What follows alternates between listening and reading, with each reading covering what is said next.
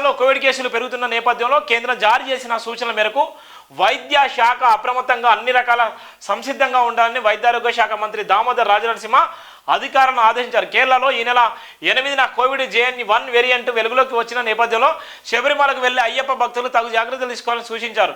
రాబోయే పండుగల సీజన్కు దృష్టిలో పెట్టుకొని ప్రజలంతా జాగ్రత్తగా ఉండాలని, అవసరమైతే మాస్కులు ధరించాలని సూచించారు.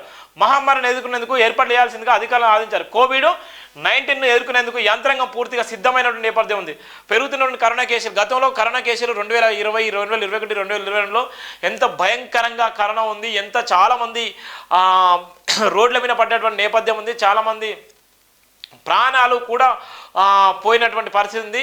కరోనా మహమ్మారి ప్రపంచాన్ని అతలకుతలం చేసిన నేపథ్యం కూడా మనకు అనిపిస్తుంది. ఇప్పుడిప్పుడే కరోనా నుంచి వెళ్ళి కోలుకొని ఇప్పుడే జీవితాలు బాగుపడుతూ ఇప్పుడే బిజినెస్లు స్టార్ట్ చేసుకుంటూ ఇప్పుడే ఒక కొత్త జీవితాన్ని కూడా పునాది వేసుకునే నేపథ్యంలో మళ్ళీ కరోనా అనేది కరోనా అనే పేరు మళ్ళా ఈ సమాజాన్నే కాదు ఈ దేశంలో ప్రపంచాన్ని మళ్ళీ అతలకుతలం చేసేటువంటి ఆ పేరు మహమ్మారి కరోనా మళ్ళీ తెరపైకి వచ్చిన నేపథ్యం ఉంది. ఇలా ఉన్నటువంటి అయ్యప్ప స్వామి కేరళ సంబంధించిన భక్తులు కూడా అక్కడ ఉన్నటువంటి కోవిడ్ సంబంధించిన కొత్త వేరియంటేషన్ వచ్చిన నేపథ్యంలోనే తెలంగాణ రాష్ట్ర వైద్య ఆరోగ్య శాఖ మంత్రివర్యులు దామోదర్ రాజనరసింహ గారు కూడా స్పష్టంగా చెప్పడం జరిగింది. కోవిడ్ సంబంధించిన అంశాన్ని దృష్టిలో పెట్టుకొని కోవిడ్ సంబంధించిన వేరియంటేషన్ చాలా భయంకరంగా ఉంది. కోవిడ్ కేసులు కూడా పెరుగుతున్నాయి. మాస్క్ తప్పనిసరిగా వాడండి.